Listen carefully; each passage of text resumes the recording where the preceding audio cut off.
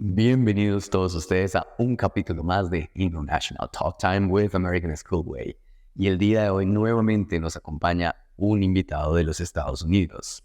Y aquí en este momento van algunos apuntes para que ustedes reconozcan lo que nos dijo nuestro embajador y al final de este capítulo puedan reconocer que también estuvo su inglés. ¿Cómo se dice fiar en inglés? ¿Existe esta expresión?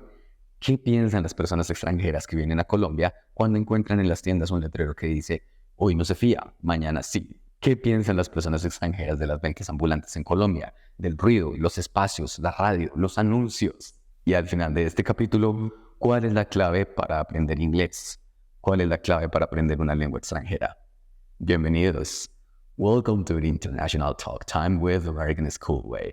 Since this moment, this is going to be just in English. Enjoy it.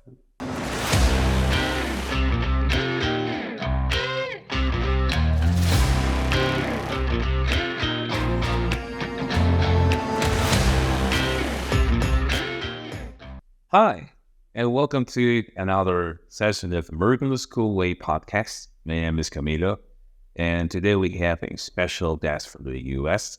And well, I'm introduce you to Damon Troy. Hi, how's it going? Hi, nice to meet you. So, well, please introduce yourself too. Hi, everyone. My name is Damon Troy, and I'm from Minneapolis, Minnesota in the United States. And I am a sociocultural ambassador at American Schoolway, Plaza de las Americas. Right? Well, so just before to start with this, have you ever seen this message in some stores that says, no se fía, no insista? What do you think about this? Well, I've talked to some of the business owners in my neighborhood about it because it's a little curious for me, because I ask them, like, do people really try to do that? Because what it basically means is you cannot come into my store and ask me for the product and promise me to pay you later, or I have to trust you to pay me later. You're not allowed to do that. And the store owners say to me that basically some people in the neighborhood will try to do that, even though the majority of businesses won't accept it. Maybe if they have a good relationship and they've been working together for a long time as customer and business owner, they might allow it, but most of the businesses say no. And I don't know if there's an exact translation for it in the States, but like I said, it's basically promising to pay someone later for a product now. But we don't do that in the States usually. And we don't have signs like that say you can't do that, because everyone just knows that it's not allowed. The only thing that is allowed basically, or the closest thing that I've seen to that in the States, is you can have next to the cash register in some small businesses a little tray with pennies. It's called a penny tray. Okay. And there'll be a sign right next to it that says, leave a penny, take a penny. If you have a product that is like $1.95 and the sales tax, the product is $1.96, for example, and all you have is $1.95 on you, you just take 1 penny and that's it. But that's the closest thing to like giving something for free, or like paying for something later, because we just don't do the promise. Yeah, that's interesting. I mean, to see this very first person that people from the United States and from other countries, when they come here, they say, no se fía, no insista. That means that they used to do it previously. And well, actually, I remember when I was like 10 or 11 years old, I entered to these places, these shops to buy something. And this guy had a notebook with the names of the people and the money they owe, right? And it's like trust. It's about trust. But what do you think about this? Well, when I was having the conversation with the business owners, they kind of laughed about it, because they said that if they ever do try to do this, like trust someone and give them the product with the agreement to pay later, the customer never returns. So it's kind of funny. So that's why they don't do it, because if they do that, it's pretty much guaranteed that the customer will never be back.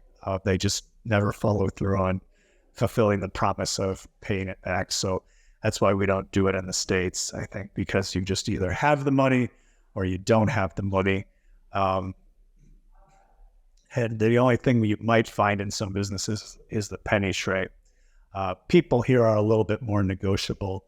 Like I've gone to vendors on the street that sell snacks, and for example, if the price of the snack is 1,500 pesos, and I have like 1,450, I might say, "Is this okay?" And sometimes they say yes. So they're a little bit flexible with prices, but usually in the States, this is the price. That's it. And if you have money, it's yours. If you don't have, That's true. And that's why near most people refrain from doing something like this, like fiat stuff, right? But have you seen some of the even more correctly, something what? out of the common things in Japan? Well, there's like a place outside with a lot of things to sell or stuff, and there's like a pot, and you just buy something, put the money, and you just go. So Okay. Well, outside the branch where I work at Plaza de las Americas, every day certain businesses come to the sidewalk to sell, and they're always in the same place at the same time. I noticed this because, first of all, in the cities that I've been to and lived in the States, there aren't as many sidewalk sales on a daily basis. And some of these people that I've been working at Plaza de las Americas for some years, and those same people have been there all this time. And so I've gotten to talking with one of them that works out there, and their business is on the sidewalk around the mall, Plaza de las Americas. And I asked her once, if someone tomorrow morning has their business where you usually have it, what happens? And she explained to me it doesn't work that way. For example, the person that runs Plaza de las Americas gives the people on the sidewalk permission to put their business where it is. They have to have a special permission for that, an authorization, shall we say. It's not just like anyone shows up any day, it just does it. There are certain people at a certain place at a certain time there. And it's kind of like it sounded like a spoken agreement. And it wouldn't work that way in the places of the States that I lived at, because people just don't work that way. I've seen a little bit like in New York City, maybe, or maybe New Orleans, Louisiana, but like the majority of the cities, people don't just put their business on the sidewalk and make some agreement with the person that owns the building next to that sidewalk, which is what happens with the mall Plaza de las Americas.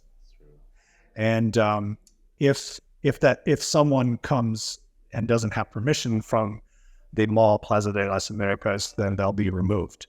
So that's why I said, well, what would you do if somebody was here tomorrow? Because I always notice that no one else ever shows up and tries to put their business. It's always the same people. that's true. So, I mean, how was this very first impression once you saw this situation?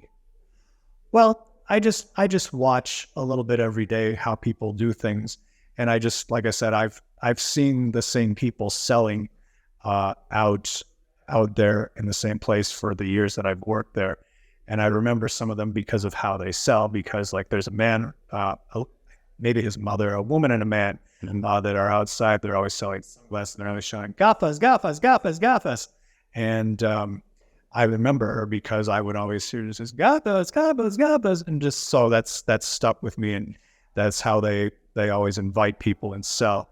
The shouting, or kind of like what they call here, like the pregonero, the people that make recordings, or they just shout it. Some people will push their cards, or some people will have recordings, and they just record their products. It says, like, Paparica, para alimentar toda la familia, something like that. And they have those special recordings, and people where I've lived and where I've been don't usually do it that way. So there is a certain style and a strategy to how they sell. And I noticed that living here with businesses on the sidewalks, they're always in the same place. They sell a certain way. And Halloween was a couple days ago, and there was a woman very enthusiastically shouting, "Pelucas, pelucas," you know, just the wigs, and for the Halloween business. And it's an art, because basically they don't just say pelucas, pelucas, pelucas. And I point that out to my English students because that's part of the fluency, teaching tone and intonation to people. People are not going to speak just like neutral and kind of robotic or mechanical. They use a certain tone and a certain intonation to attract people, because they want people to try their products. Just like I point out to them, like on the radio stations here, I will hear every 30 seconds, like Tropicana, you know, something like that, or Olympica, you know, turn it on, turn it up, something like that. And I ask them, why are they talking like that? Why don't they say Olympica, Olympica? And to make them think about it and say, because they want to send a certain message. And that tone, that intonation helps them communicate a certain message. Without that, it's more difficult for people to understand them, or even, you know, to get those people's attention. This is another way to show students how exposure is the key to learn English. Well, unfortunately, our time is up. Thank you so much, Damon. It was absolutely fascinating to have this talk to you. Do you have anything else to say to the people? A recommendation? Please come to Colombia and try listening to this. It's really beautiful. Some of the things that I hear on the streets, how people sell, there is an art and a style and a tradition to it. And I think you'll see something that maybe you haven't seen before. Thank you so much. Thank you to be here. So see you soon in another session of American School Way podcast. See you soon.